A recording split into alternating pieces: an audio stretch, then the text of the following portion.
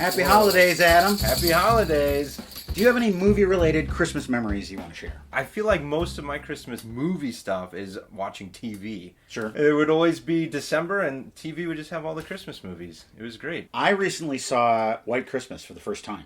Okay. There is a prominent blackface scene in the middle of it. No way. And on Netflix, they completely got rid of it. It's nowhere to be found. Interesting. Yeah. At first I got a little miffed just because censorship kind of bothers me across the board, but then you think about it. This is a movie that parents want to watch with their kids. The blackface scene in question has nothing to do with the plot, and it's not even a great musical number from what I understand. Oh, wow. So I guess I get it. Recently, my toddler has started watching Muppet Family Christmas, and on YouTube they have a couple versions of it. They've got like a 1080p upscale, which is actually pretty good. But then they have a version with commercial breaks, and they've kept the commercials from the 80s. Nice. And it's the best way to watch it. Oh, that's great. Yeah, you get to see old Campbell's soup commercials, or Peter Pan peanut butter. Swedish Chef tries to cook Big Bird.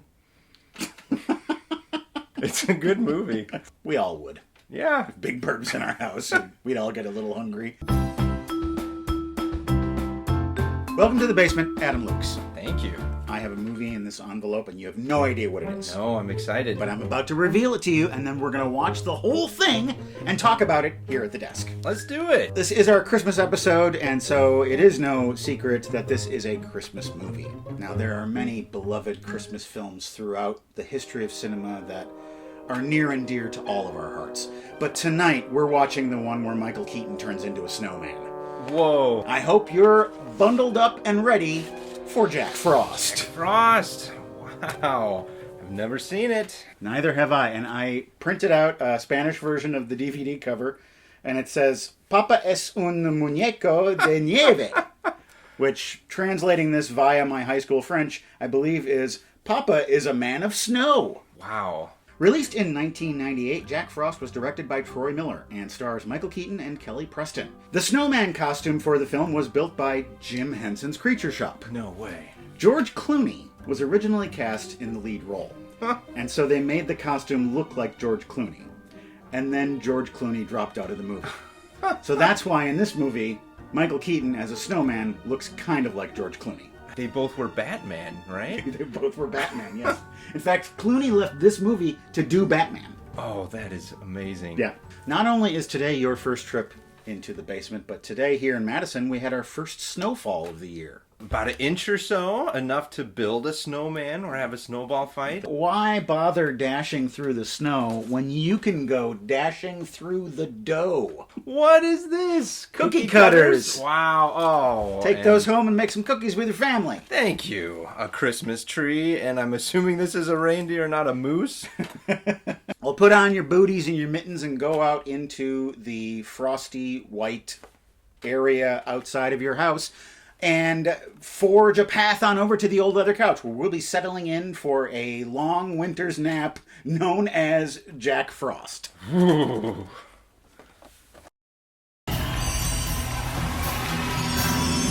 The Jack Frost Blues Band has taken the stage. Playing a heck of a tune. Frosty the Snowman is a fairy tale they say. I agree with you, ma'am. I don't care for this either. They're a really good band.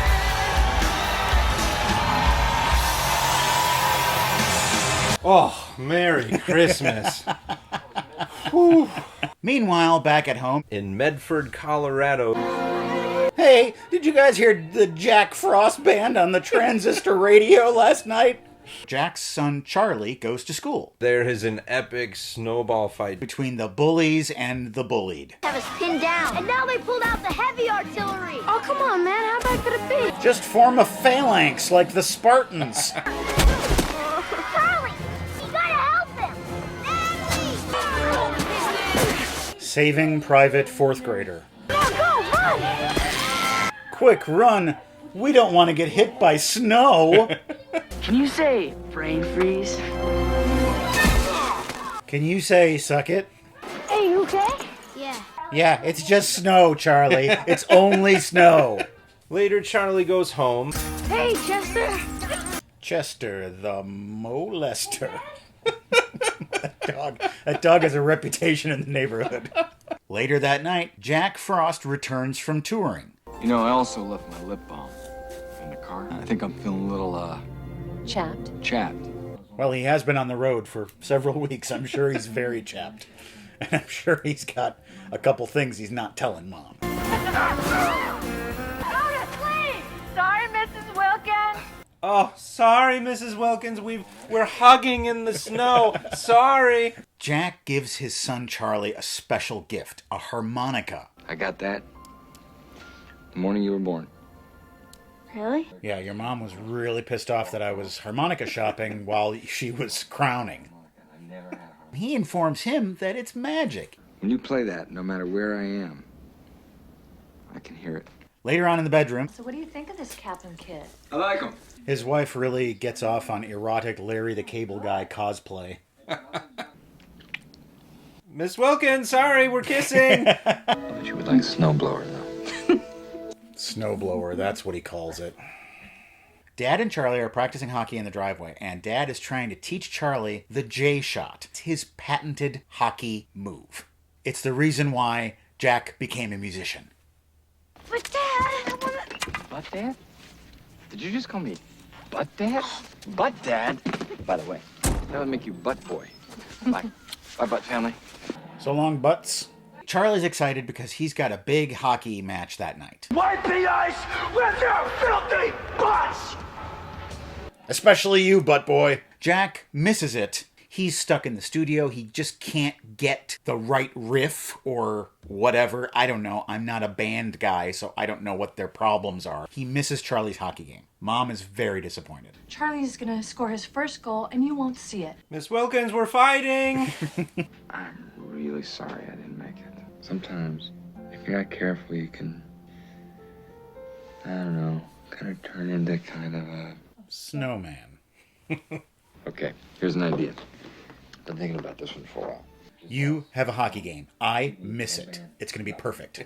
Let's go up to the cabin to celebrate Christmas. It'll just be you and Mom and me. Just as they're about to leave, though, Hey, Dad, it's for you. John Kaplan?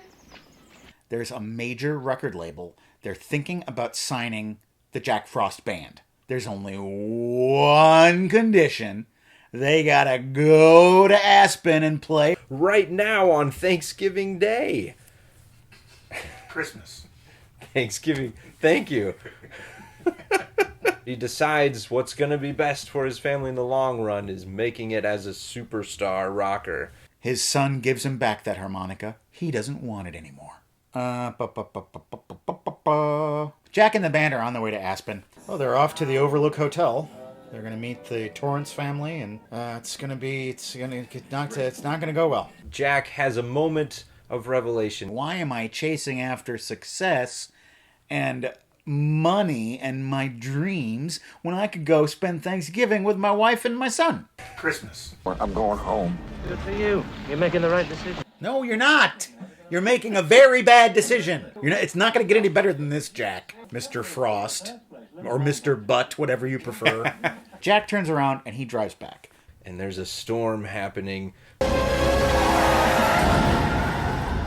fear that Butt Dad is butt dead. Jack dies. 1 year later, Jack is buried in the frozen ground. And his son still has not gotten over it. Forget it, Rory. He's no fun to pick on anymore since his old man died. Yeah? Jesus, these kids are monsters. Should be walking down the middle of the road. No one's around, it's all right. Okay, well, I'll see you tonight. What's his origin story? What part of Europe is he from, and why does he live here now? Yeah. I miss him too. Sadness, yeah. During that year, Chester the dog also died, but they're not talking about that. There's one thing that he can do. He can build a snowman. Takes that harmonica that his dad gave him, his final gift to him, and he blows it. And I guess there was some magic in that old harmonica he found. We see snow start to billow around the snowman. You know, he's summoning his father's soul back from hell. His dad was a rock and roller. He went to hell. That's a good point. Everyone knows that. The spirit of Jack enters the snowman, and Jack is back.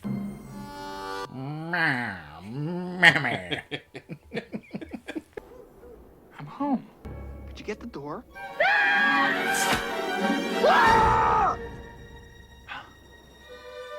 I'm gorgeous. This is much better than before. He's trying to figure out his new body. He falls afoul of a snowplow. I have to spit this snow out of my snow. Boy, I've had to put myself back together after some rough nights, but this is ridiculous. I've dealt with some terrible scripts before, but this is ridiculous. It's because you bundled up. It's gonna be a cold one. Talk about giving your wife the cold shoulder. I'm a snowman. There is another snowball fight at the school. Those bullies are at it again. Charlie's got a snowman on his side who can throw snowballs With pinpoint accuracy. He's lost in the fog of war. They have a great time sledding and skiing away from all of the friends and bullies. Hey, Charlie, I'm back to life. Charlie says unusual things like, So I'm supposed to believe that you're my dad? what else are you going to believe? How do I know you're my dad and not just some other snowman? You're nuts. You want nuts? Let's get nuts. Jack is finally able to convince Charlie that he is his dad. You were the one who played on the magic harmonica. I thought you made that up. That's right, boy. The harmonica is magic. Sonny Boy Williamson, before he died, he held it while he touched the bones of a dead witch. Brings him into the house. Mom comes home. No, she can't be. She can't see me like this. She'll get too horny. He's got to hide the snowman from Mom so she doesn't freak out. Frosty the snowman had to hurry on his way.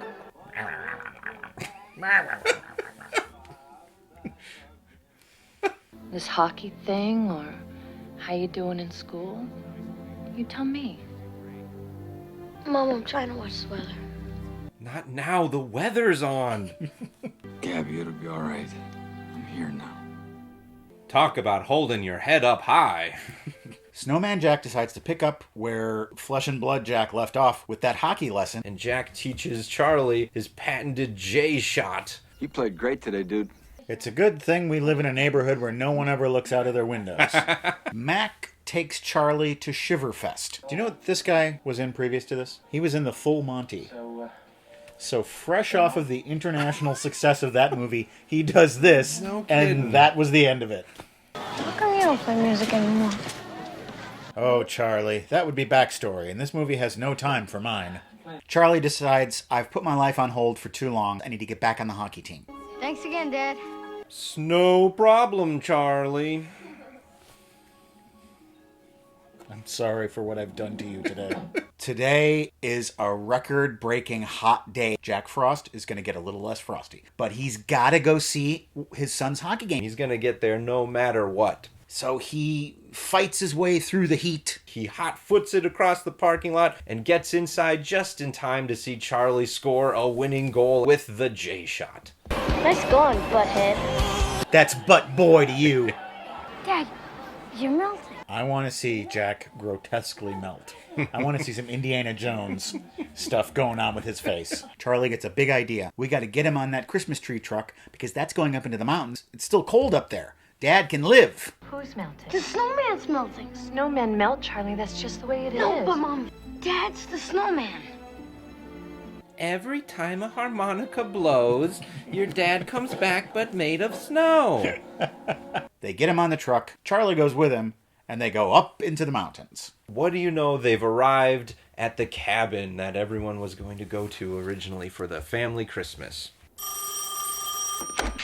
Hello? Charlie's sleeping. You have no idea how difficult it is to dial a phone with sticks fingers. Come and get your son. I think this is the best Christmas I ever had. Not all those old Christmases where I would do things like have sex with your mom and eat food. I hated those Christmases. Charlie, I gotta go. I just came back to teach you some lessons and to learn some lessons myself, and now, our story arc is done. And in a Christmas miracle, Jack temporarily regains human form. Oh, Jesus. I love you so much, Gabby. I love you too, Jack. The only thing I would love more than you is anti-lock brakes, because that would have really saved my bacon back in the day. After that moment, he's swept away in a breeze and of winter snow and is off. Charlie and his mom go back home to live their life again. And that's Jack Frost. That's most of the notes I had. You pretty much covered it. All right. Was that all right? Yeah. Okay. Jack Frost. Wow. Not really a Christmas movie. I was thinking that too. Very little to do with Christmas. It was just a seasonal movie. Supernatural, winter whimsy. The main problem with the movie, apart from the writing, which is atrocious, usually when you have stories like this where someone dies and they come back for a reason. They come back to do something. We really don't see that in this. He comes back to teach his kid the hockey shot. That's pretty weak. Comes back to see his kid's hockey game. Pretty weak. He comes back to be a better father. He wasn't a terrible father before. He was not an absent father. He was just a busy father. Yeah, I'd agree. And you can't really fault him for that because, I mean, if the guy is trying to make it as a musician, he's going to have to hustle. So Jack didn't seem to try too much to do much when he was back as a snowman. He spent most of the days and nights just standing in the yard. The story doesn't have any sort of urgency. And then they tease us with this idea of maybe we can keep Jack around, only for him to say, nah, it's cool, it's time for me to go. But here's the thing. They didn't realize an easier way to keep Jack around. Because we've already established that his head exists independently from his body. Just take the head off, shave a little off the sides, stick him in the freezer. He could last all summer, all fall, and then next winter they take him outside and make him a new body. We need to talk about the suit, the snowman costume. Okay. I remember seeing clips of this movie and thinking, that looks awful. Yeah, it's tough when you've got a being who has no legs or feet and they gotta move. CGI being so prevalent, it was kind of nice to see more practical costuming. It always is. And I think that almost makes it land better today than it probably did back when it came out. Yeah, I could see that. I didn't find myself thinking about the snowman. He looks so fake. Mm-hmm. This looks so bad. I wasn't thinking about that. I was thinking about other problems that the movie had, which are legion. The dialogue. Yeah. What do you think the target audience for this movie was? Kids? I think just families. There are only a couple of my balls are freezing jokes, so it's not too dirty. A lot of butt jokes. Yeah. Parents want to turn something on for their kids so they can clean the garage or whatever. I don't know. I don't know what parents do. That's more your territory than mine. I found it ironic that George Clooney left this movie to do Joel Schumacher's Batman and Robin. And Batman and Robin is a worse movie than this one. You're right. He dodged a bullet and ran into another one at full speed. This isn't a capstone in Michael Keaton's career. No, either. definitely not. Jack Frost has melted, and he's returned to the groundwater, and now it's time for us to do a little feature we call Seen It. Seen it?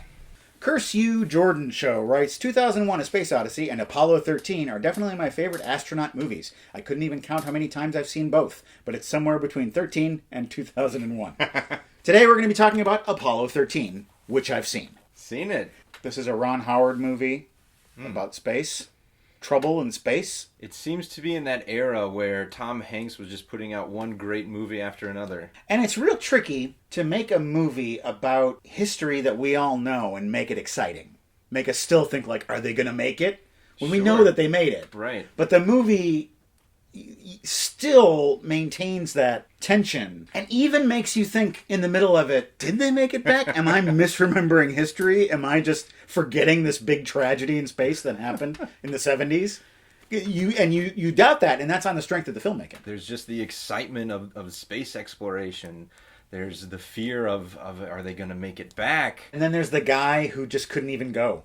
Right. Because he had the flu or something. So there's his melancholy about the whole thing. Standing next to history. Clayton Kondo asks, South Park, bigger, longer, and uncut. A fun animated film based off of the popular cartoon series. Seen it. The main thing that struck me, I was at an age where I didn't really think of such things, is that it's a really good musical. I didn't see this when it came out, but I've seen it a few times. It's been several years since I have, but I even remember at that point thinking it's kind of dated. Oh, sure. A lot of it deals with Saddam Hussein. Yeah. I love, though, how it's almost a parody of itself. In the movie, the Terrence and Phillip movie comes out, and all the kids want to see it, and it's so vulgar. And it just destroys the town, pretty much. Yeah, it's such a self-referential thing that works really well. Ryan Holland, Dial of Destiny. Indiana Jones is a character so near and dear to my heart, and I can't hate it. But I'm usually left wishing they just hung it up after The Last Crusade. Seen it. Seen it. Just finished watching it 1 minute before you came over today. Up to the wire. That's right. What did you think? It felt like an Indiana Jones movie, which The Kingdom of the Crystal Skull did not. I agree. I think we're seeing more and more often that when you have the guys who originally did The Thing doing new versions of The Thing, they've kind of lost sight of The Thing. We saw this with George Lucas in the prequels. You know, we didn't get a decent Star Wars movie until we gave it to someone other than George Lucas. You need to hand it off to someone who has a perspective of being a fan of it. And they're going to treat it the way that it needs to be treated. You don't want to reinvent Indiana Jones. If you're going to do that, just come up with another hero. If you're going to do Indiana Jones, it's got to feel like Indiana Jones. Right. That's been established and that we've all come to love. Of course, it's silly with all the time travel and everything. But it's still... its component parts work. I got to see this in the theater with one of my best friends from college who we studied archaeology together. Oh, nice. Right, and we saw Kingdom of the Crystal Skull too. We had a much better time at this movie. Yeah. I was hoping they would do this. They address the fact that Indiana Jones is an old man.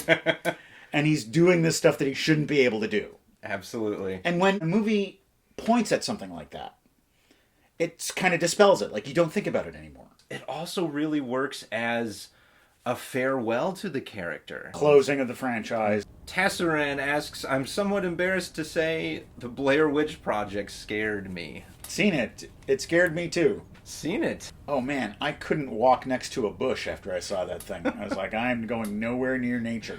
I didn't see this in one sitting because the motion sickness was getting to me a little bit. Oh, yeah. You're one of those guys? Not usually, but this one was a little bit more. It seems like a movie that divides people.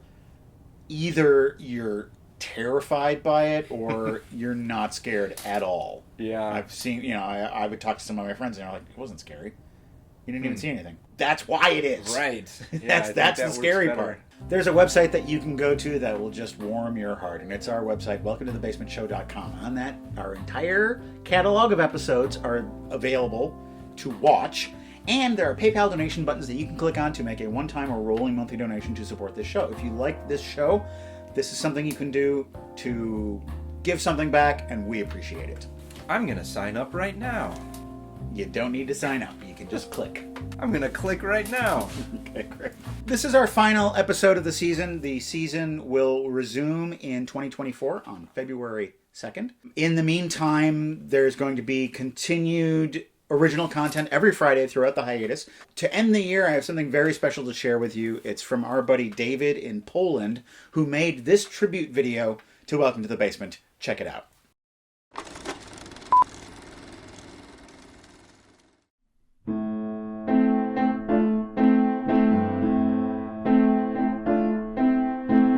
You walk into the basement with a notepad in your hand. You see somebody on the old leather couch and they say, "Hey man, you tried so hard to make them understand that you just can't see it on your own. And you're gonna watch a movie, but they don't know what it is. Do they, Mr. Sloan?"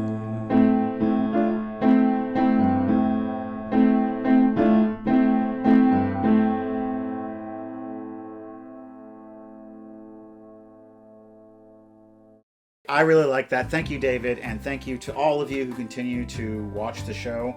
You guys are the best. I love doing this show. I love hanging out with my guests here in the basement, and I'm glad that you like joining us. as well. If you want to see more chat with me and Adam, you can watch Unboxing, which comes out this coming Friday. We're going to open the mail. We're going to answer viewer questions. It's going to be a fun time. And now, take a look at this. I just really wanted to be a great musician. I wanted to be able to make a living doing what I love.